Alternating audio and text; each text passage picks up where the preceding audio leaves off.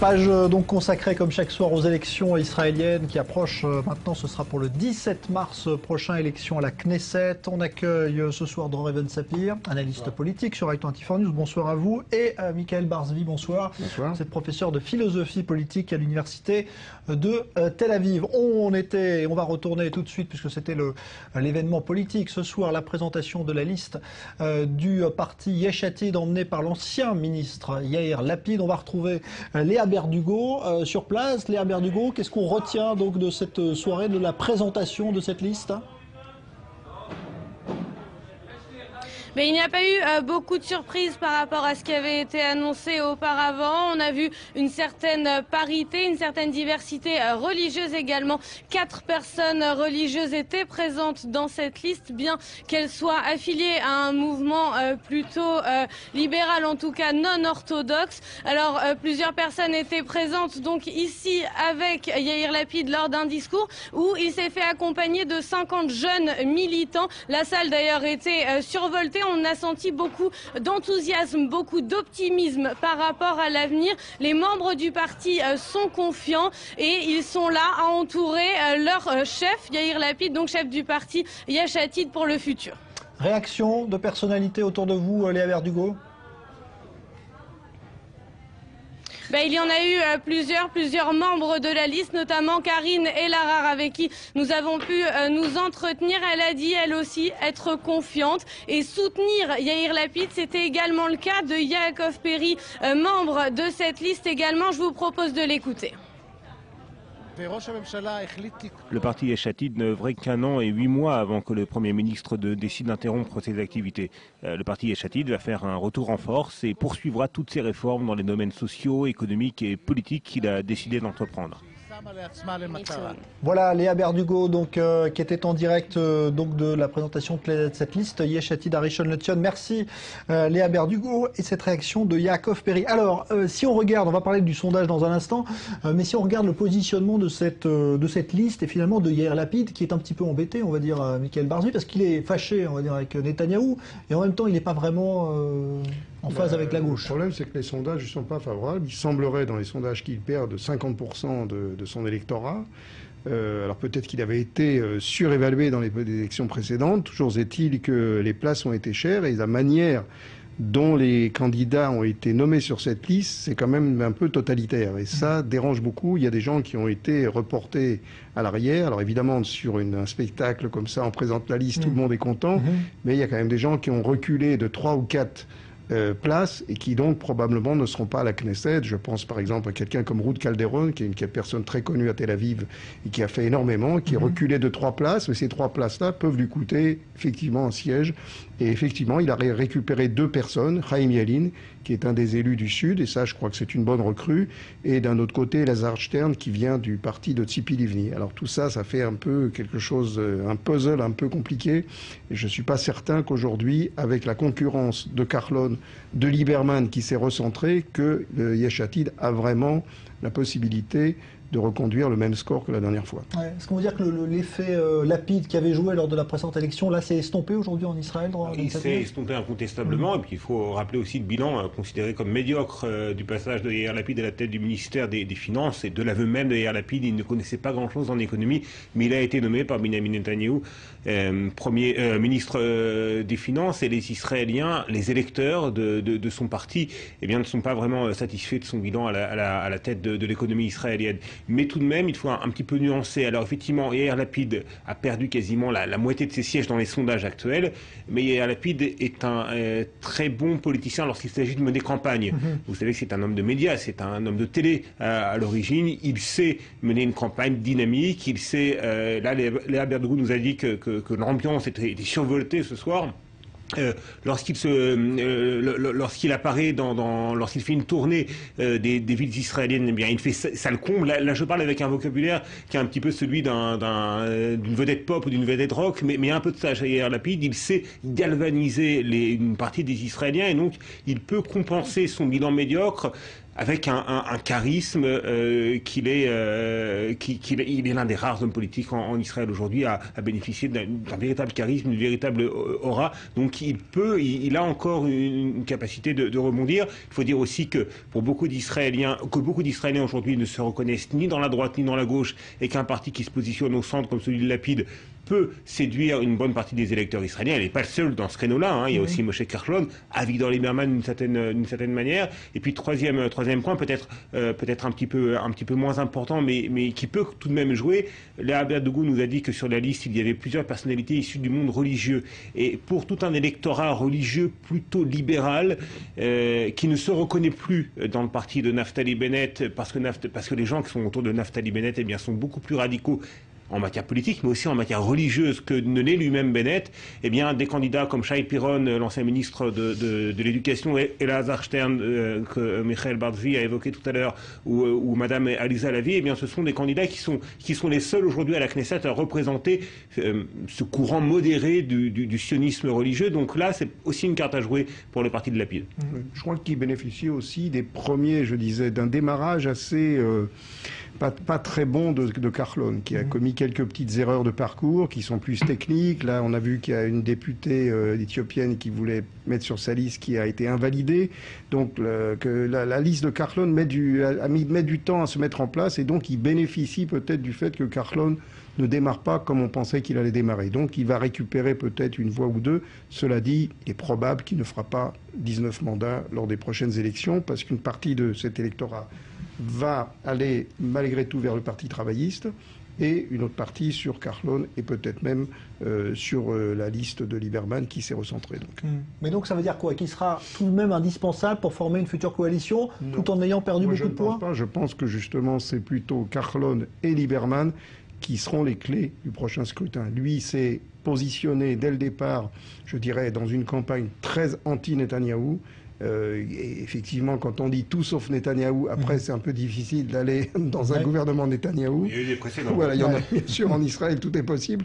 Mais je pense que Kahlon et Lieberman, qui probablement feront à eux deux peut-être une quinzaine de sièges, peuvent avoir justement la clé de la coalition. Oui, d'autant plus que Kahlon et Lieberman qui se positionnent plutôt au centre droit, hein, tous les deux, Lieberman un petit peu plus à droite, mais tout de même, ce sont deux personnalités issues des rangs de la droite israélienne, ce qui n'est pas le cas de Lapid. Issu du Likoud, oui, ce qui n'est pas le cas de Yair Lapid, qui n'est pas un homme de gauche, hein, c'est certain, mais qui est peut-être, oui, le seul représentant authentique de ce qui serait un centre libéral à l'israélienne.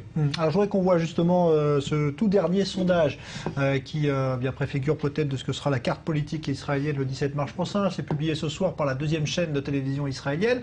Alors, dans Reven Sapir, on constate que eh bien, c'est la gauche, hein, en tout cas le parti travailliste, Tzipi Livni, cancioniste, hein, comme on les appelle, qui sont devant, avec 26 sièges. Ah oui, et l'écart se creuse entre le cancioniste et le Likoud de 3 mandats d'écart. Alors c'est un écart qui reste encore assez faible, hein. Vous savez qu'il y a des marges d'erreur, hein, et que les instituts de sondage ne cessent de nous rappeler qu'il faut faire attention aux marges d'erreur. Mais tout de même, il y a une tendance qui joue en la faveur du cancioniste, donc du centre-gauche, et c'est d'autant plus remarquable, Jean-Charles, que on a l'habitude de dire que lorsque l'actualité est dominée par les questions politiques, diplomatiques, sécuritaires, eh bien ça joue plutôt en faveur de Binyamin Netanyahou, en faveur du Likoud. Là, il y a eu l'attentat à Tel Aviv, il y a eu ce raid attribué à Israël sur le Golan syrien, il y a eu bien évidemment tout le débat autour du discours que Binyamin Netanyahou prononcera devant le Congrès 2 semaines avant les élections. Eh bien, malgré tout, la liste des centre-gauche semble avoir l'avantage. Mais, et là il y a un grand mais, Jean-Charles, c'est qu'en termes de coalition,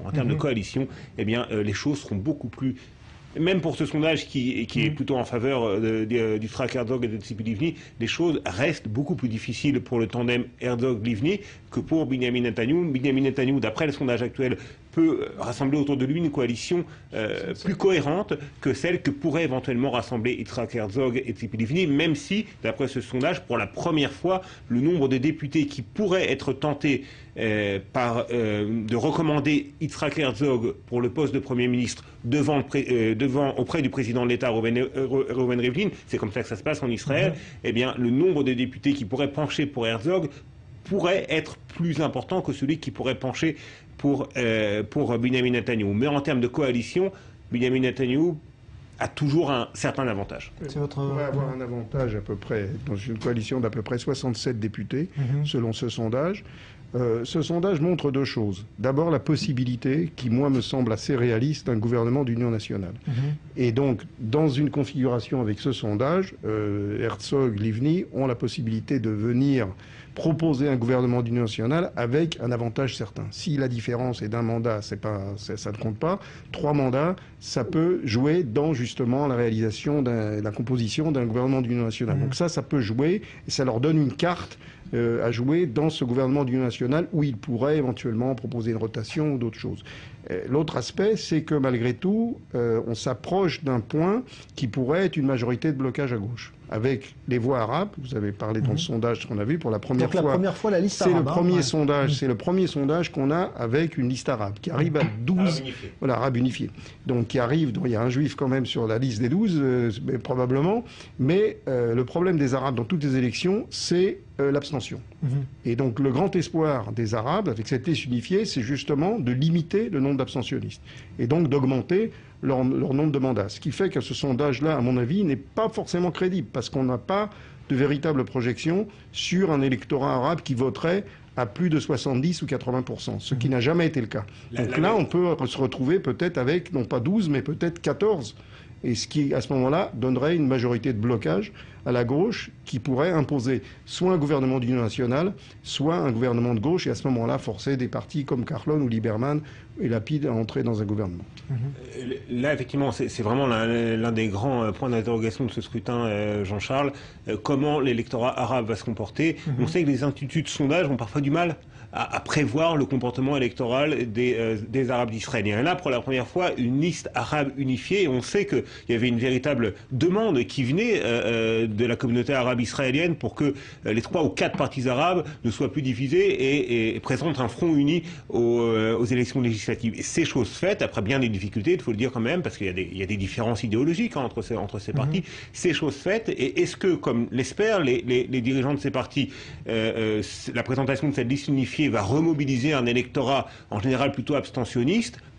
C'est l'un des grands points d'interrogation de ce scrutin. Et si c'est le cas, eh bien toute la carte politique en sera profondément modifiée, parce que cette liste peut obtenir jusqu'à 14, peut-être même 15 sièges, et donc tous les autres partis vont baisser.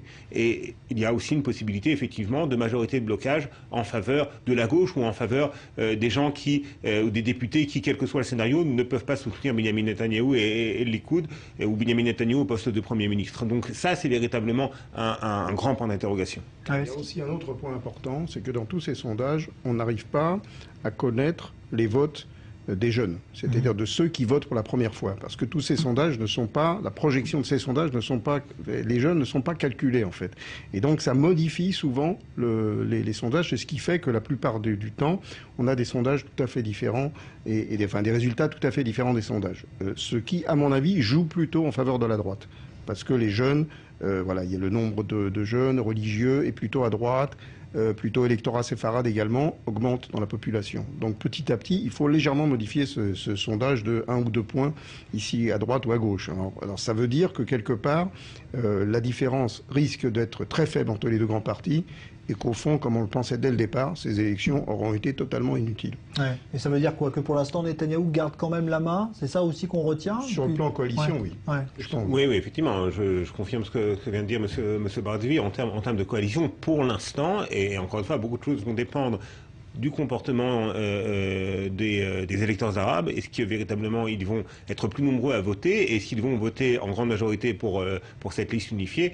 Donc beaucoup de choses dépendront du comportement des électeurs arabes, mais pour l'instant, d'après le sondage qu'on vient de voir, c'est à la fois une bonne et une mauvaise nouvelle pour Benyamin Netanyahou. Mauvaise nouvelle parce que l'écart se creuse en faveur de ses concurrents du bloc sioniste, du camp sioniste, et que donc le président de l'État pourrait être davantage tenté de recommander ou plutôt de confier à Yitzhak Herzog le soin de former une prochaine coalition gouvernementale, mais en même temps, encore une fois, une coalition autour de la droite des partis religieux de Moshe Kachlon et d'Avigdor Lieberman aurait une plus grande cohérence idéologique qu'une coalition de centre-gauche, parce que si Herzog essaye de rassembler autour de lui une coalition gouvernementale majoritaire, eh bien, il devrait ménager la chèvre et le chou. Avec chasse. Voilà, par exemple, faire en sorte que les orthodoxes et le parti de Yair Lapid, dont on sait à quel point il n'est pas en odeur de sainteté, c'est le cas de le dire, dans les milieux orthodoxes. Donc ce serait véritablement un exploit que de concilier ces contraires. Même chose si jamais Yitzhak Herzog tente de créer une coalition avec à la fois Avigdor Lieberman sur sa droite et le Meretz sur sa gauche. Avigdor Lieberman a déjà dit, et d'ailleurs le Meretz aussi, les dirigeants du Meretz, qu'il n'est pas question, Avigdor Lieberman ne veut pas gouverner dans un même gouvernement avec le parti de gauche Meretz, et c'est la même chose du côté du parti Meretz qui ne veut pas entendre parler de siéger dans un même gouvernement avec Lieberman. Merci Dror Even Sapir. On arrive au terme de cette page donc élection. Merci à vous, Michael Barzvi, d'avoir été dans ce studio. Évidemment, on continuera de suivre et l'évolution des sondages et de cette campagne électorale qui démarre timidement et qui va se lancer sans doute là dans les jours qui viennent. Merci à tous les deux. Dans un instant, l'ancien ambassadeur d'Israël en Grèce dans ce studio.